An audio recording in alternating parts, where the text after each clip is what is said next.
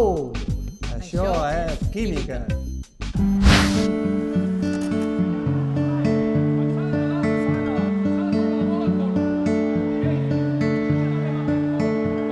Hardly grown and already she knows the love we share is what matters the most.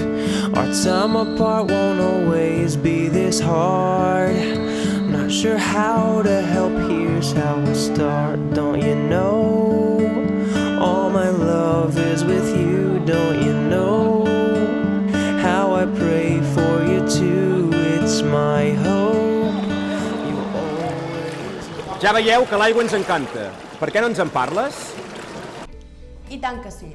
Segur que alguna vegada us heu preguntat per què quan tireu una goteta d'aigua aquesta adopta una forma esfèrica. Doncs bé, ara us ho explicaré.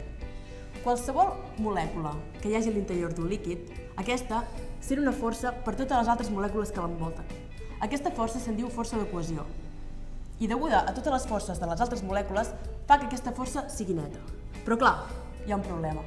Què passa amb les molècules de la superfície?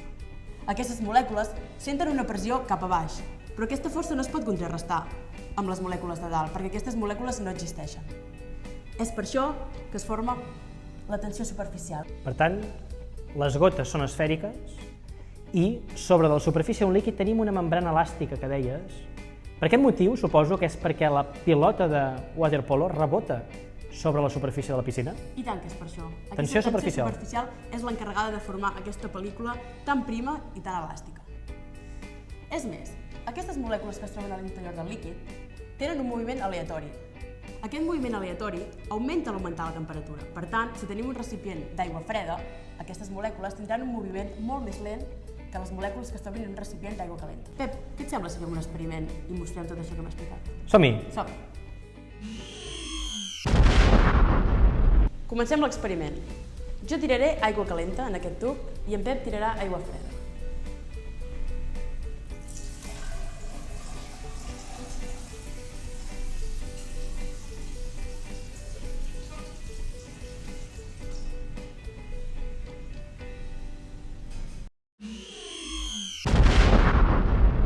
Molt bé, Tània, doncs ja ho tenim a punt. Jo aquí tinc aigua freda i tu tens aigua calenta. Què farem ara? Ara tirarem alhora una goteta de colorant i veurem què passa amb aquesta difusió del colorant. Tu suposo que ho faràs amb colorant vermell i jo que tinc aigua freda ho faré amb colorant blau. Provem? Som-hi.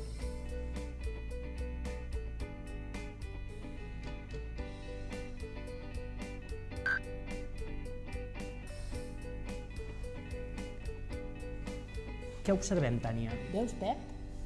Fixa-t'hi, jo tinc aigua calenta i mira com baixa la tinta. Es difon molt més ràpidament. Com he explicat anteriorment, en el primer tub que hi ha aigua calenta, les molècules d'aigua es mouen molt més ràpidament.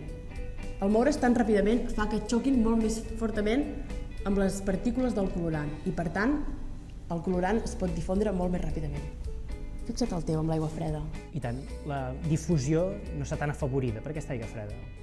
Perquè la velocitat d'aquestes partícules es mou molt més lentament. Per tant, podem dir que la velocitat de moviment de les partícules és funció de la temperatura. Sí? I tant. T'has fixat al principi que el líquid s'ha difós molt, s'ha escampat molt més que la resta de tub? Sí. Això és degut a la tensió superficial que hem explicat anteriorment. Pep, un cop vist això, què et sembla si en fem un de molt més espectacular amb un líquid fluorescent apagant els llums? Perfecte. Ja hem parat els llums i hem posat una làmpada d'ultraviolat per poder veure com es difon la fluoresceïna a través d'aquesta aigua que tenim aquí.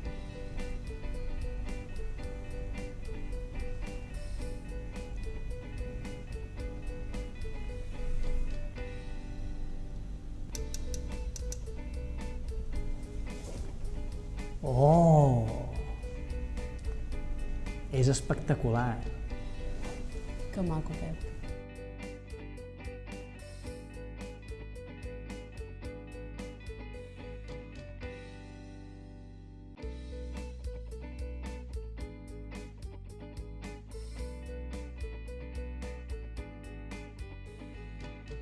Uau!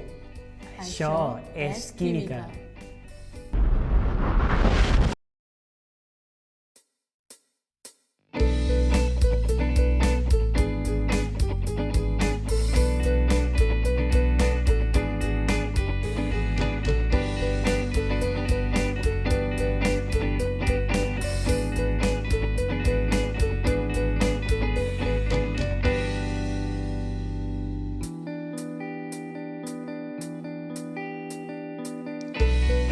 Take me away from this cloud where everything's great, where I can shout away.